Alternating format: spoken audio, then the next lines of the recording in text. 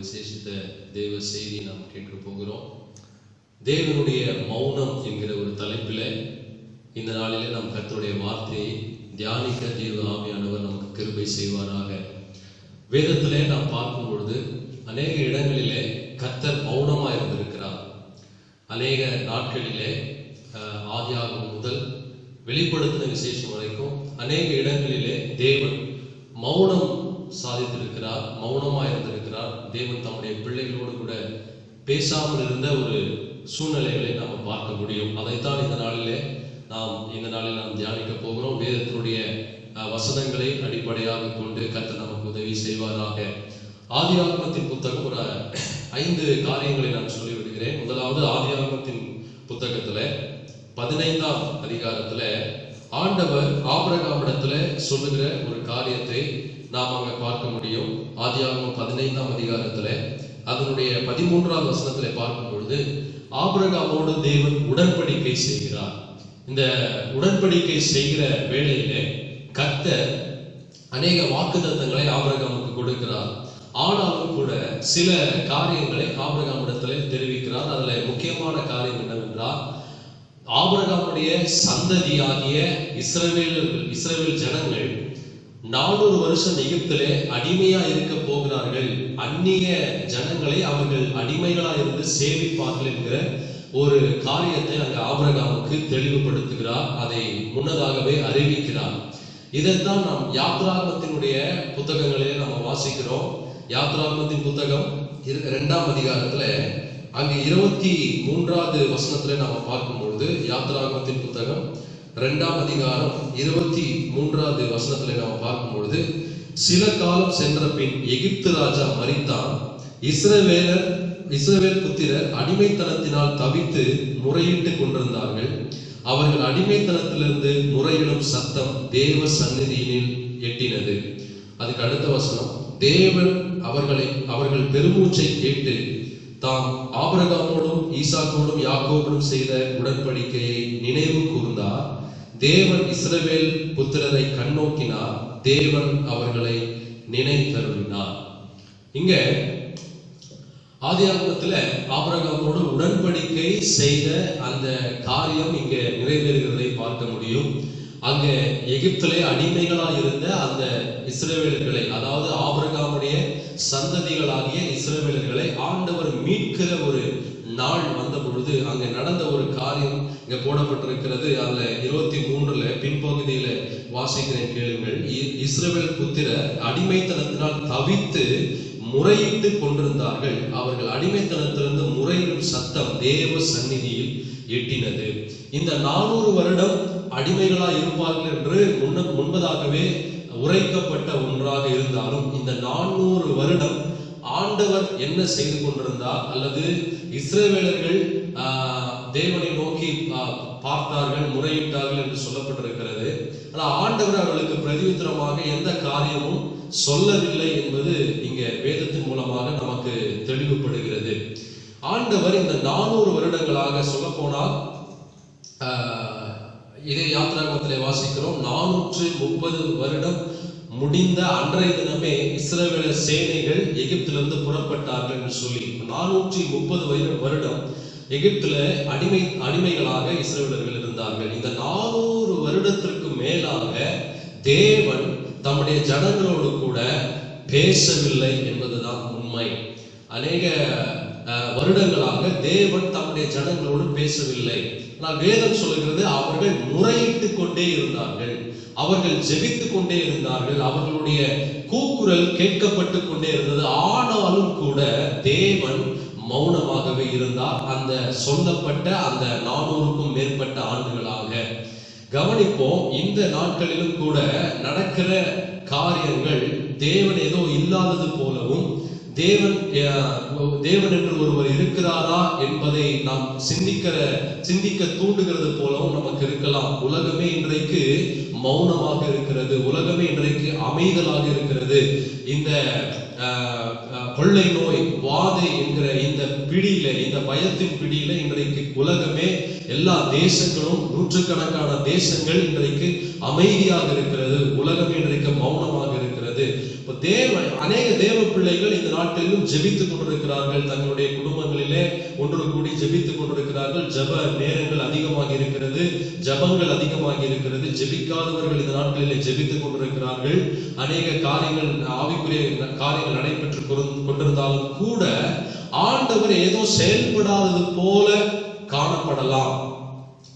ஆண்டவர் இன்னும் சில காரியங்களை ஏதோ எந்த ஒரு அற்புதமே நடக்கலையே, எந்த ஒரு அதிசயமே நடக்கலையே, நாம பாட்டில் ஜெபித்துக் கொண்டிருக்கிறோமே, எங்களை நம்ம சுற்றிலும் என்ன நடக்கிறது என்கிற ஒரு காரியத்தை, ஒரு குழப்பத்தை இந்த சூழ்நிலையில் நமக்கு உருவாக்கலாம்.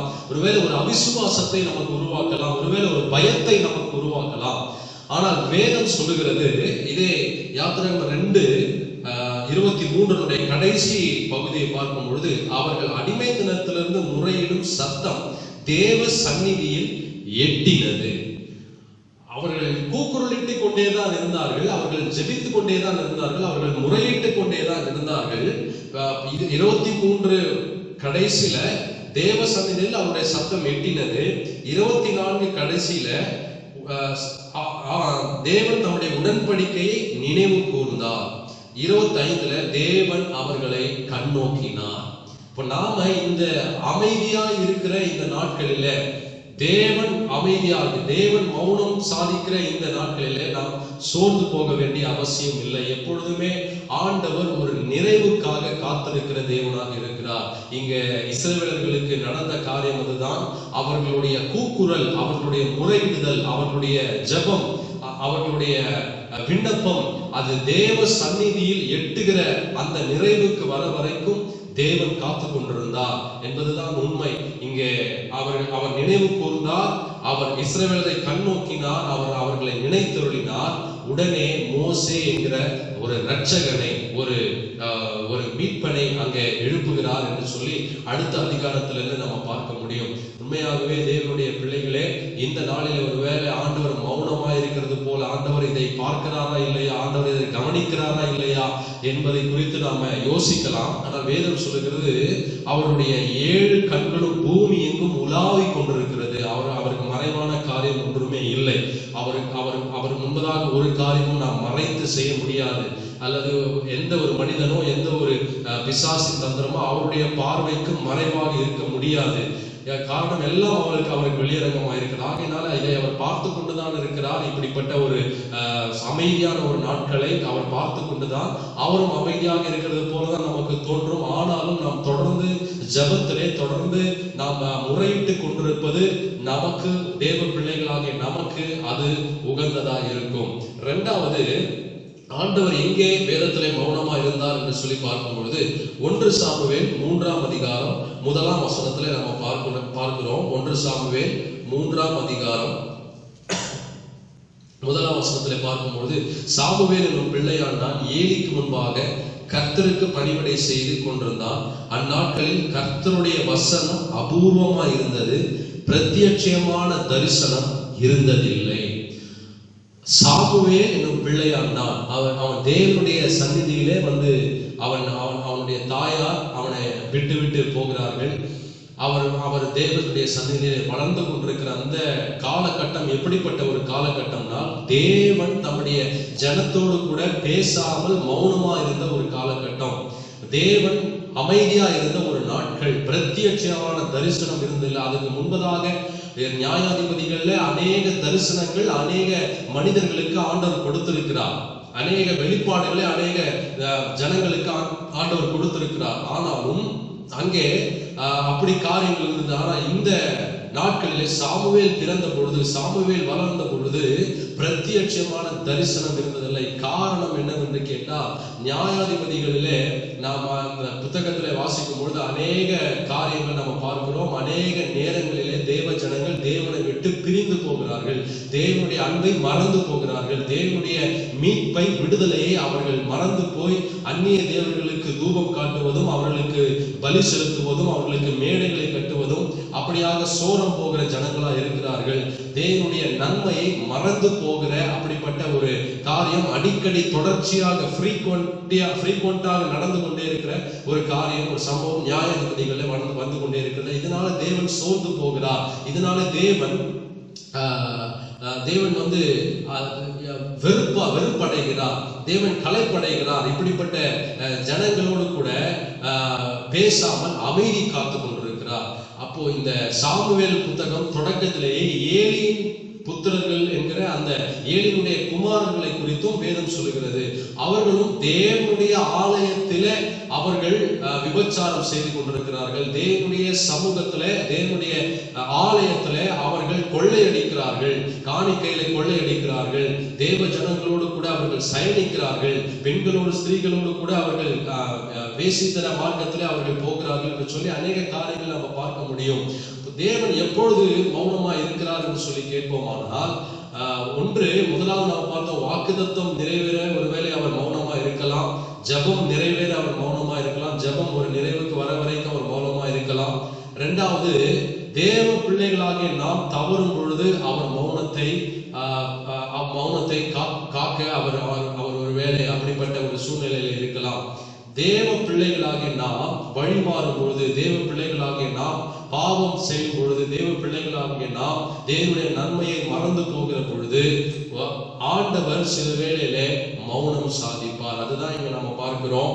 சாமுவேலுடைய நாட்களிலே, அந்நாட்களிலே கர்த்தருடைய வசனமும் இல்லை, கர்த்தருடைய தரிசனமும் இல்லை. கர்த்தருடைய தரிசனம் இல்லைன்னா கர்த்தருடைய பிரசன்னமும் இல்லைன்னு தான் அர்த்தம். தேவ பிரசன்னமும் இல்லை, தேவ சமூகமும் இல்லை, தேவனுடைய வசனமும் அவர்களுக்கு கிடைக்கவில்லை. எதனாலே என்று சொல்லி நம்ம பார்க்கும் பொழுது, கர்த்தருடைய பிள்ளைகள் வழி மாறி போனது நிமித்தமாக கர்த்தர் மௌனம் சாதித்தார். அப்போ இந்த அமைதியாக இருக்கிற தேவன் அமைதி காக்கிற இரண்டாவது ஒரு காரியம் என்னவென்றால், தேவ பிள்ளைகளாகிய நாம் தேவனிடத்திலிருந்து நாம் திருப்பப்படும் பொழுது, தேவனை நாம் மறக்கும் பொழுது தேவன் அமைதலாக இருந்து விடுவார்.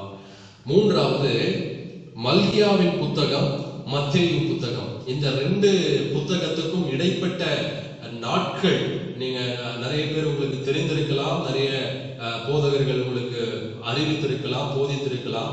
மல்கியா, மத்தேயு, இந்த ரெண்டு புத்தகத்துக்கும், பழைய ஏற்பாட்டினுடைய கடைசி புத்தகத்துக்கும் புதிய ஏற்பாட்டினுடைய முதல் புத்தகத்துக்கும் அந்த இடைப்பட்ட காலம் என்னவென்று சொன்னால் 400 ஆண்டுகள். ஏற்கனவே ஒரு 400 ஆண்டுகளை நம்ம பார்த்தோம். இப்பொழுது பார்ப்போம் என்று சொன்னால் இதுவும் 400 ஆண்டுகள். இந்த இடைப்பட்ட காலத்துல, இந்த இடைப்பட்ட காலத்தை வேத ஆராய்ச்சியாளர்கள் எவ்விதமாய் அழைக்கிறார்கள் என்று சொன்னால் இருண்ட காலம் என்று அழைக்கிறார்கள். தேவன் இந்த 400 வருடம் பேசாமல் இருந்தால், தேவன் இந்த 400 வருடம் அமைதலாக இருந்தால், தேவன் பேசாத காலம் இருண்ட காலமாகத்தான் இருக்க முடியும். தேவன் அமைதியாக இருந்து விட்டால் அது நிச்சயமாக ஒரு இருண்ட சூழ்நிலையை தான் நமக்கு கொண்டு வருகிறதை போல காணப்படும். ஆனால் இந்த 400 ஆண்டு, ஏற்கனவே இந்த 400 ஆண்டுகள் அடிமைத்தனத்தில் இருந்த அந்த இஸ்ரவேல் ஜனங்களுக்கு ஒரு இரட்சகனை எழுப்பினார் என்று வேதம் சொல்கிறது. அதுதான் மோசே குறித்து சொல்லப்பட்ட வார்த்தை. அதே போல மல்கியா புத்தகம் முடிந்த பிற்பாடு, மல்கியா கடைசி, இந்த மல்கியா போன பிற்பாடு 400 ஆண்டுகள் தேவன் அமைதலாக இருந்தார். இங்கேயும் 400 வருடங்களுக்கு பிற்பாடு ஒரு இரட்சகரை, ஆண்டவராக இயேசு கிறிஸ்துவை பிதாவாகிய தேவன் இந்த உலகத்திலே எழுப்பினார் என்பதுதான் உண்மை. அங்கே ஒரு இரட்சகன் மோசே எழுப்பப்பட்டார், இங்கே ஒரு இரட்சகர் இயேசு கிறிஸ்து எழுப்பப்பட்டார். இந்த கலாத்தியருக்கு எழுதின நிருபம் 4ஆம் அதிகாரத்துல 4ஆம் வசனத்திலே பார்க்கிறோம், காலம் நிறைவேறின பொழுது ஸ்திரீயினிடத்தில் பிறந்தவர் என்று சொல்லப்பட்டிருக்கிறது. அப்ப இந்த 400 வருடங்கள் ஒரு நிறைவை, ஏதோ ஒரு இந்த உலகத்திற்கு ஒரு நன்மையை கொடுக்கும்படி இந்த உலகத்தை கர்த்தர் ஆயத்தம் பண்ணினார். யூத குலத்தை கர்த்தர் ஆயத்தம் பண்ணினார், மரியாளை கர்த்தர் ஆயத்தம் பண்ணினார், யூதா கோத்திரத்தை கர்த்தர் ஆயத்தம் பண்ணினார். இந்த 400 வருடங்களுக்கு பிற்பாடு இயேசு கிறிஸ்து இந்த உலகத்திலே தோன்றினார். தேவன் மௌனமாய் இருப்பார் என்று சொன்னால் ஏதோ ஒரு நன்மைக்காக அவர் மௌனமாய் இருக்க முடியும். ஏதோ தேவன் மௌனமாய் இருப்பார் என்று சொன்னால் நம்மை மறந்து விடுகிற ஒரு அநீதி உள்ள தேவன் அவர் அல்ல. நம்மை மறந்து விட்டு மௌனமாய் இருக்கிறவர் அவர் அல்ல. நம்மை விசாரிக்க முடியாமல் அவர் மௌனமாய் இருக்கிறவர் அல்ல. அவர் சும்மா இருக்கிற தேவனும் அல்ல.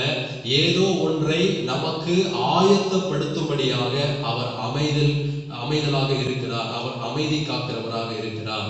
இப்போ நம்முடைய வாழ்க்கையில தேவன் மௌனமா இருக்கிறார் அப்படின்ற ஒரு சூழ்நிலை நமக்கு இருக்கும்னா, இன்றைக்கு சூழ்நிலைகளை பார்க்கும் பொழுது அப்படிதான் இருக்கிறது. தேசமே இன்றைக்கு புலம்பிக் கொண்டிருக்கிறது. ஆனால் தேவன் எதுவும் செய்ததாக நமக்கு எதுவும் புலப்படவில்லை. நாம் ஒன்று புரிந்து கொள்ள வேண்டும். தேவன் ஏதோ ஒன்று பெரிய ஒரு நன்மையை, பெரிய ஒரு ஆசீர்வாதத்தை, பெரிய ஒரு காரியத்தை செய்ய கர்த்தர் மௌனமா இருக்கிறார். கர்த்தர் அமைதலாய் இருக்கிறார். ஒருவேளை உங்களுக்கு சொன்ன வாக்குத்தத்தம் நிறைவேறாம இருக்கலாம், சொல்லப்பட்ட காரியங்கள் வசனம் நிறைவேறாம இருக்கலாம். கவலைப்பட வேண்டிய அவசியம் இல்லை. நீங்க அவிசுவாசம் கொள்ள வேண்டிய அவசியம் இல்லை. தேவன் ஏதோ ஒரு பெரிய காரியத்தை, பெரிய நன்மையை, பெரிய அற்புதத்தை உங்களுக்கு செய்ய ஆண்டவர் அமைதலாக இருக்கிறார். நான்காவது, யோவான் எழுதின சுவிசேஷம் 2ஆம் அதிகாரம் 4ஆம் வசனத்திலே பார்க்கிறோம். அங்கே கானாவூர் கல்யாணத்துல அந்த சம்பவம் நடக்கிறதை பார்க்கிறோம். அங்கே திராட்சரசம் 3ஆம் வசனத்துல சொல்லப்பட்டிருக்கிறது. திராட்சரசம் குறைவுபட்ட பொழுது மரியாள், இயேசு கிறிஸ்துனுடைய தாயாகிய மரியாள் அங்கே இயேசு கிறிஸ்துவத்தை முறையிடுறாங்க. அப்போ இயேசு சொல்கிற ஒரு வார்த்தை, என் வேலை இன்னும் வரவில்லை. நல்லா கவனிங்க, இயேசுவும் அவருடைய சீஷர்களும் அந்த கல்யாண வீட்டிற்கு அழைக்கப்பட்டிருந்தார்கள். இயேசு கிறிஸ்துவுக்கு முன்பதாகவே நிச்சயமாக தெரிந்திருக்கும், இந்த கல்யாண வீட்டிற்கு நாம் தேவ சித்தத்தின்படிதான் போகிறோம். இந்த கல்யாண வீட்டிலே திராட்சரசம் குறைவுபட போகிறது. இந்த கல்யாண வீட்டிலே தேவ குமாரனாகிய என்னுடைய வல்லமை விளங்க போகிறது, அற்புதம் நடக்க போகிறது, சீஷர்கள் எல்லாம் நம்மேல் விசுவாசம் வைப்பார்கள், தேவனுடைய நாமம் மகிமைப்பட போகிறது என்று சொல்லி எல்லாமே அவருக்கு முன்பதாக தெரியும். தெரிந்தும் கூட திராட்சரசம் குறைவுபடும் பொழுது அவர் எதையுமே செய்யவில்லை. கொஞ்சமாக திராட்சரசம் முழுமையாக தீரவில்லை. கொஞ்சமாக குறைவுபட தொடங்கின பொழுது, அப்படின்னா இன்னும் கொஞ்சம் இருக்குன்னு அர்த்தம். கொஞ்சமா இருக்கும் பொழுதே அவங்க மரியாள் அந்த பணிவிடைக்காரர்கள் எல்லாம் கூட்டி கொண்டு அவங்க அவருக்கு முன்னாடி நிறுத்தி இந்த மாதிரி சூழ்நிலை இருக்குன்னு சொன்னாங்க. நல்லா கவனிங்க, முற்றிலுமாய் அது காலியான பொழுதுதான், அது முற்றிலுமாய் அது குறைவுபட்ட பொழுதுதான் தேவன் தம்முடைய கிரியைகளை ஆரம்பிக்கிறார். நம்முடைய பலத்தில நாம் ஒன்றும் செய்ய முடியாது. தேவனுடைய கிருபையில தான் நாம் எல்லாவற்றையும் செய்ய முடியும். நம்முடைய பலத்தை நாம் சார்ந்து நிற்க முடியாது, சார்ந்து நிற்க கூடாது. தேவனுடைய பலத்தை தான் நாம் சார்ந்து நிற்க கூடும் என்று சொல்லி இந்த சத்தியத்தின் மூலமாக நாம் அறிந்து கொள்கிறோம். நல்லா கவனிங்க, இயேசு கிறிஸ்துவுக்கு திராட்சரசம், தண்ணீரை திராட்சரசமாக மாற்றுவது வெறும் ஒரு சாதாரண ஒரு காரியம். ஆனாலும் தேவ பிள்ளைகளாகிய நாம் அவரை சார்ந்திருக்க வேண்டும் என்று சொல்லி அவர் எதிர்பார்க்கிற தேவனாக இருக்கிறார். அவருடைய வேலைக்காக காத்திருக்கிற பிள்ளைகளாக நாம் இருக்க வேண்டும் என்று சொல்லி தேவன் எதிர்பார்க்கிற தேவனாக இருக்கிறார். நல்லா கவனிங்க, ஆண்டுடைய வேலைக்காக காத்திருக்க வேண்டும். பொறுமை நமக்கு அவசியம். நாம அவசரப்பட்டு ஒரு விஷயத்தை செஞ்சு முடிச்சிருவோம். அது நமக்கு ஒரு நன்மை, நம்முடைய பார்வையில நலமானதா தெரியும். ஆனால் தேவனே ஒரு காரியத்துல இடைப்பட்டு செய்வார் என்று சொன்னால் அது உண்மையாகவே நமக்கு மன ரம்மியத்தையும் திருப்தியையும் ஆறுதலையும் அளிக்கக்கூடியதா இருக்கும். மட்டுமல்லாமல் அது தேவனுடைய நாமத்துக்கு மகிமையாக விளங்க செய்யும். ஆகவே நம்ம ஏதோ அவசரப்பட்டு ஒரு காரியத்தை செஞ்சு முடிச்சு நம்ம மார்த்தட்டி கொள்ளுகிறதல்ல, நம்ம காலில் தூக்கி விட்டுக்கிறதல்ல. தேவனுடைய வேலைக்காக தேவன் இறங்குற வரைக்கும் நாம் காத்து கிடப்பது நமக்கு அவசியமான ஒன்று. அடுத்தது கடைசியாக வெளிப்படுத்தின விசேஷத்துல 8ஆம் அதிகாரத்துல 1ஆம் வசனத்துல நம்ம பார்க்கிறோம். வெளிப்படுத்தின விசேஷம் 8ஆம் அதிகாரம் 1ஆம் வசனத்துல நம்ம பார்க்கிறோம். அவர் 7ஆம் முத்திரையை உடைத்த போது பரலோகத்தில் ஏறக்குறைய அரை மணி நேரம் அளவும் அமைதல் உண்டாயிற்று. எல்லாம் கவனிங்க. அப்போ கடைசியாக வெளிப்படுத்தின ஆதியாகமத்திலும் இந்த காரியத்தை பார்த்தோம். தேவன் அமைதியாக இருந்தார். வெளிப்படுத்தின விசேஷத்துல பரலோகம் அமைதியாக இருந்தது. இதற்கு முன் வசனங்களில் தான், முன் அதிகாரங்களில் தான் சபை எடுத்துக் கொள்ளப்படுகிறதை இங்க போடப்பட்டிருக்கிறது நம்ம பார்க்க முடியும். 7ஆம் அதிகாரம் 6ஆம் அதிகாரம் 7ஆம் அதிகாரத்துல பார்க்கும்பொழுது சபை அந்த அதிகாரங்களில் தான் எடுத்துக் கொள்ளப்படுகிறது.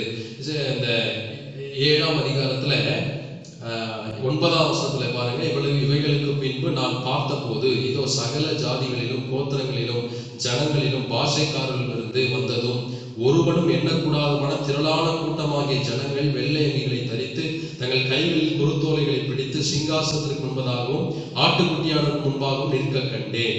பாருங்க, சகல ஜாதி, சகல கோத்திரம், சகல பாஷைக்காரர், சகல ஜனங்கள் எல்லாமே பரலோகத்துல நிற்க யோவான் காண்கிறார்.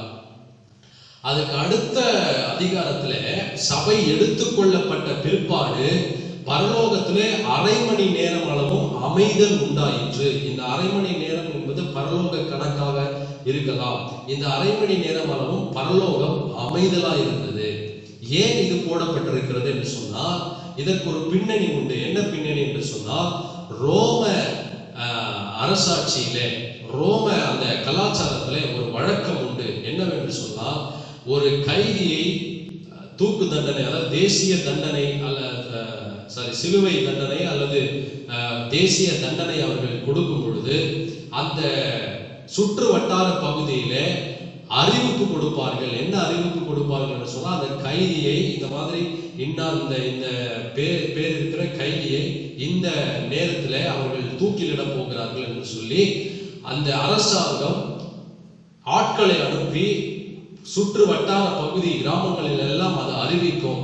அந்த சமயத்துல எந்த ஒரு சத்தமும் கேட்கப்படாத சுற்று வட்டாரங்களிலே அது அமைதலா இருக்கும். அப்படி அமைதலாக பட்டணங்கள், கிராமங்கள் இருக்கிற சமயத்துல அந்த கைதி கொல்லப்படுவார்.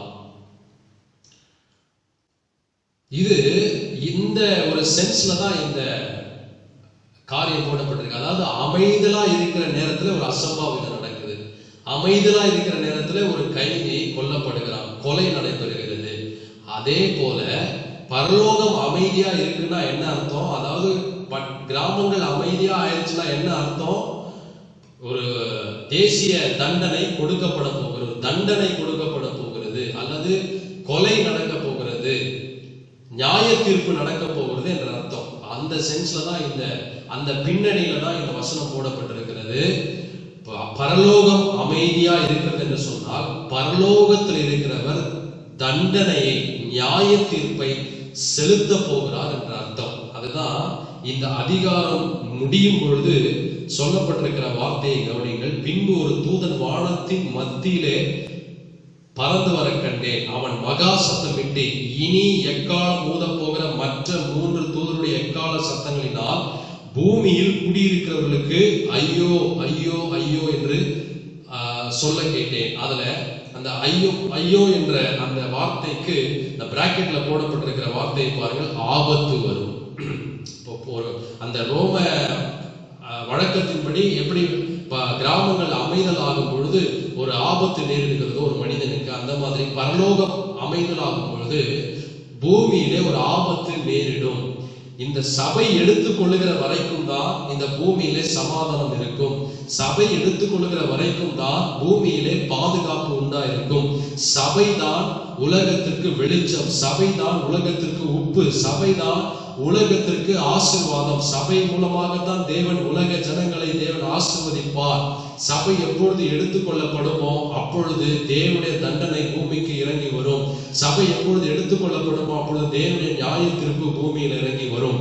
ஆகையினாலே அருமையான இந்த காணொலியை பார்க்கிற ஜனங்களே, நீங்கள் சபையில சேர்ந்து தேவனை ஆராதிக்கிற பிள்ளைகளாக இருக்க வேண்டும். சபையோடு இணைந்திருக்கிற பிள்ளைகளாக இருக்க வேண்டும். ஒருவேளை இந்த காலகட்டத்தில் சபை கூடாமல் இருக்கலாம், அப்படிப்பட்ட சூழ்நிலை நம்ம இருக்கலாம். ஆனாலும் நாம பிரிந்திருந்தாலும் நாம் எந்த ஒரு அமைப்புல நாம காணப்படுகிறோம் என்று சொன்னால் சபை என்கிற ஒரு அமைப்புல தான் நாம் காணப்படுகிறோம். நாம குடியிருக்கிற பகுதி, குடியிருக்கிற வீடுகள் வேணால் நம்ம வேற வேற இடத்துல தங்கி இருக்கிற இடங்கள் வேற வேற இடங்களாக இருக்கலாம். ஆனா உங்களையும் என்னையும் ஆண்டவர் பார்த்து சொல்கிற ஒரு காரியம், நீங்களும் நானும் சபை என்கிற அவருடைய மனவாட்டிகள். ஆகியவை அருமையான கர்த்தருடைய பிள்ளைகளே, இந்த லாக்டவுன் என்கிற இந்த நாட்களிலும் கூட சபை திறக்கப்பட முடியாமல் இருக்கிறது. மீண்டுமாய் திறக்கப்படும் பொழுது நீங்கள் உற்சாகத்தோடு சபைக்கு அவங்க போங்க. அவங்களுடைய போதகர்களிடத்துல நீங்கள் போய் நீங்க மகிழ்ச்சியோட கர்த்தருக்கு ஆராதனை செய்யுங்க. இந்த வேளையிலே நாம் சோர்ந்து போய் சபைக்கு போக முடியாத இருக்கிற இந்த சூழ்நிலையை சாதகமாக்கி கொண்டு இனி நம்ம சபைக்கு போக வேண்டியதில்லை, நம்ம வீட்டிலேயே ஆராதிக்கிறோம், ஆன்லைன்ல ஆராதிக்கிறோம், ஆன்லைன்ல காணிக்கை செலுத்தலாம், ஆன்லைன்ல அப்பம் பெடலாம், ஆன்லைன்ல திருவிருந்து எடுக்கலாம், எல்லாத்தையுமே பிரசங்கத்தை ஆன்லைன்ல கேட்கலாம், எல்லாத்தையுமே அப்படியே இனிமே பண்ணலாம், இதுவே வசதியா இருக்கிற என்ற நிலைமைக்கு நீங்க வர வேண்டாம். இது தற்காலிகமான ஒன்று. ஆனால் நீங்களும் நானும் சபை என்கிற ஆண்டவருடைய மனவாட்டியாக இருக்கிறோம். அந்த சபை என்கிற அமைப்புல தான் நீங்களும் நானும் ஒன்றிணைந்திருக்கிறோம் என்பதை நாம மறக்க கூடாது. ஏனென்றால் சபையை தான் ஆண்டவர் முதலாவது எடுத்துக்கொள்வார். சபைக்காக தான் ஆண்டவர் முதலாவது வரப்போகிறார். சபை எடுத்துக்கொள்ளவே அவர் தாமதம் பண்ணுகிறார். சபைக்காக அவர் அநேக பிரயாசங்களை பட்டுக் கொண்டிருக்கிறார். சபைக்காக அவர் பரிந்து பேசிக் கொண்டிருக்கிறார். ஆகவே சபை எடுத்துக்கொள்ளப்படும் போது அந்த சபையினுடைய அங்கத்தினராக நீங்களும் நானும் இருக்க வேண்டும். ஏனென்றால் சபை இந்த உலகத்தை விட்டு போயிட்டதற்கு அப்புறமா இந்த உலகத்தை காப்பாற்ற யாராலுமே முடியாது. இந்த உலகத்துக்கு பாதுகாப்பே இருக்காது. இந்த உலகத்துல இருளே மிஞ்சி இருக்கும், அந்தகாரமே மிஞ்சி இருக்கும். ஆகவே இந்த பரலோகத்தினுடைய அமைதிக்கு காரணம் பெரிய ஆபத்து வரும் என்பதாகவே இங்க இந்த 8ஆம் அதிகாரம் முடிகிறது. ஆகவே சபை என்கிற அந்த அமைப்பிலே நாம் இணைந்திருப்போம். பிரிந்திருந்தாலும் கூட கர்த்தர் நம்மை தொடர்ந்து ஆசீர்வதித்து நடத்தி தம்முடைய நாமத்தை மகிமைப்படுத்துவாராக. ஜெபிப்போம். ஆண்டவரே, உம்மை துதிக்கிறோம். பிதாவே, இந்த நல்ல வேலைக்காக ஸ்தோத்திரம். இதோ ஆண்டவரே, நீங்க வேதத்துல அநேக இடங்களிலே நீங்க மௌனமா இருந்திருக்கிறீர், நீர் அமைதலா இருந்திருக்கிறீர், எல்லாவற்றுக்கும் ஒரு காரணம் உண்டு என்று சொல்லி நாங்கள் இந்த நாளிலே தியானித்தோம். ஆண்டவரே, நமக்கு ஸ்தோத்திரம். யாத்ராகமத்திலே ஆண்டவரே அவர்களுடைய கூக்குரலுடைய சமூகத்தில் எட்டினது, அவர்கள் முறையிட்டு கொண்டிருந்தார்கள் என்று சொல்லி பார்த்தோம். இந்த நாளிலும் நாங்களும் அப்படி முறையிடுகிற, விண்ணப்பம் செய்கிற, ஜெபிக்கிற அப்படிப்பட்ட ஜப சிந்தையை, ஜப ஆவி கர்த்தர் எங்களுக்கு தந்துள்ளுவீராக. ஆண்டவரே, சாமுவேல் புத்தகத்திலையும் பார்த்தோம். ஆண்டவரே, நமக்கு ஸ்தோத்திரம். ஆண்டவரே, கர்த்தர் தாமே ஆண்டவரே அந்த அப்படிப்பட்ட ஒரு சூழ்நிலைக்குள்ளே தேவ ஜனங்கள் போகாதபடிக்கு எங்களுடைய பொல்லாத வழிகளை விட்டு நாங்கள் திரும்ப கர்த்தர் உதவி செய்யும். அதே போல ஆண்டவரே, நமக்கு ஸ்தோத்திரம்.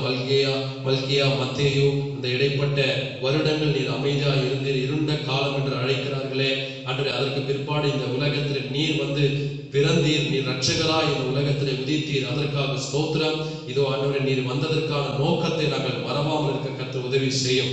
அதே போல ஆண்டவரே, உங்களுடைய வேலைக்காக காத்திருக்க, அந்த கானாவூர் கல்யாணத்துல ஆண்டு நாங்கள் கற்றுக்கொண்ட பாடத்தை போல உங்களுடைய வேதத்துக்காக, உங்களுடைய வேலைக்காக காத்திருக்க கர்த்தர் எங்களுக்கு கிருபை தார், பொறுமையை தார். உங்களுடைய வாக்குத்தத்தத்தை பெற்றுக்கொள்ள பொறுமை எங்களுக்கு அவசியமா இருக்கிறதே. கர்த்தர் தாமே உதவி செய்யும். அதே போல ஆண்டவரே, இந்த சபை என்கிற இந்த அமைப்பில் நாங்கள் இணைந்திருக்க கிருபை தரும்படியாக ஜெபிக்கிறோம். அப்பா, தொடர்ந்து உம்முடைய நாமம் மகிமைப்படட்டும். இயேசுவின் நாமத்தில் ஜெபிக்கிறோம் நல்ல பிதாவே. ஆமென். God bless.